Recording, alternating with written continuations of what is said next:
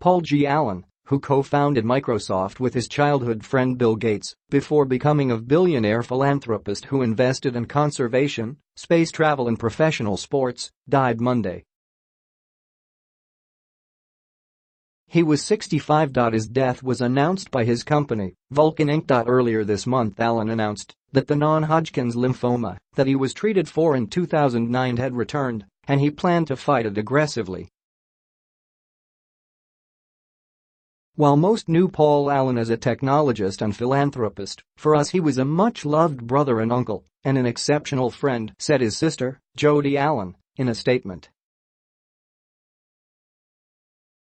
Allen, who was an avid sports fan, owned the Portland Trail Blazers and the Seattle Seahawks. In a statement, NBA Commissioner Adam Silver said, Paul Allen was the ultimate trailblazer in business, philanthropy and in sports. As one of the longest-tenured owners in the NBA, Paul brought a sense of discovery and vision to every league matter large and small. He was generous with his time on committee work, and his expertise helped lay the foundation for the league's growth internationally and our embrace of new technologies. He was a valued voice who challenged assumptions and conventional wisdom, and one we will deeply miss as we start a new season without him. Our condolences go to his family, friends and the entire Trailblazers organization. Allen and Gates met while attending a private school in North Seattle. The two friends would later drop out of college to pursue the future they envisioned, a world with a computer in every home.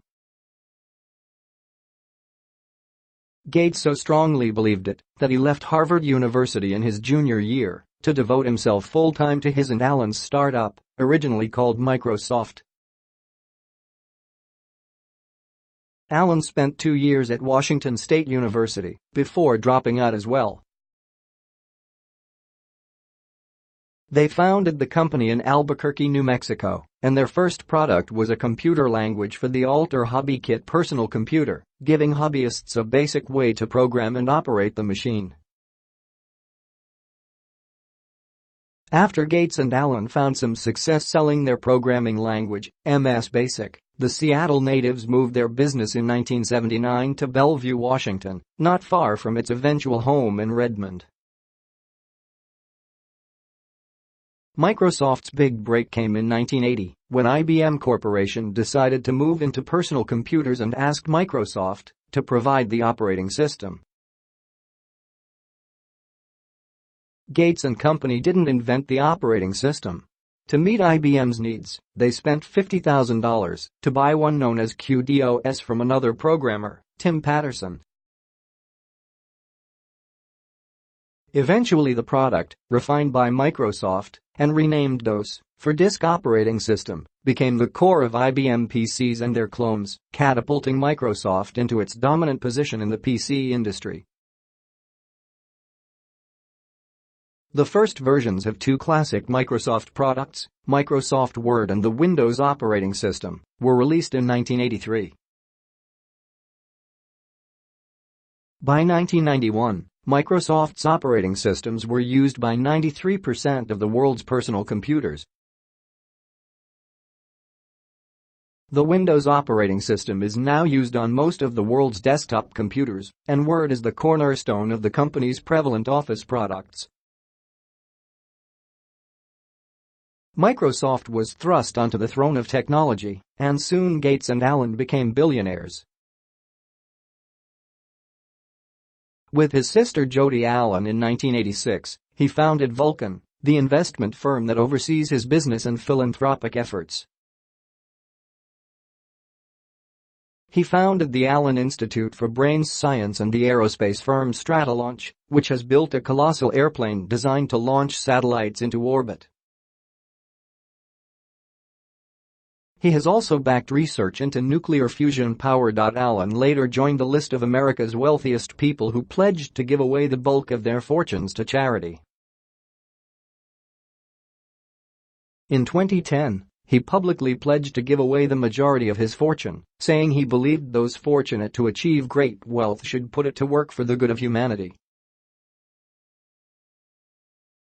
When he released his 2011 memoir, Idea Man, he allowed 60 minutes inside his home on Lake Washington, across the water from Seattle, revealing collections that ranged from the guitar Jimi Hendrix played at Woodstock to vintage warplanes and a 300-foot yacht with its own submarine. Allen served as Microsoft's executive vice president of research and new product development until 1983, when he resigned after being diagnosed with cancer. To be 30 years old and have that kind of shock, to face your mortality, really makes you feel like you should do some of the things that you haven't done yet, Allen said in a 2000 book, Inside Out, Microsoft in Our Own Words, published to celebrate 25 years of Microsoft. His influence is firmly imprinted on the cultural landscape of Seattle and the Pacific Northwest, from the bright metallic Museum of Pop Culture designed by architect Frank Gehry to the Computer Science Center at the University of Washington that bears his name. In 1988, at the age of 35, he bought the Portland Trail Blazers professional basketball team. He told the Associated Press that for a true fan of the game, this is a dream come true. He also was a part owner of the Seattle Sounders FC, a Major League Soccer team, and bought the Seattle Seahawks. Allen could sometimes be seen at games or chatting in the locker room with players.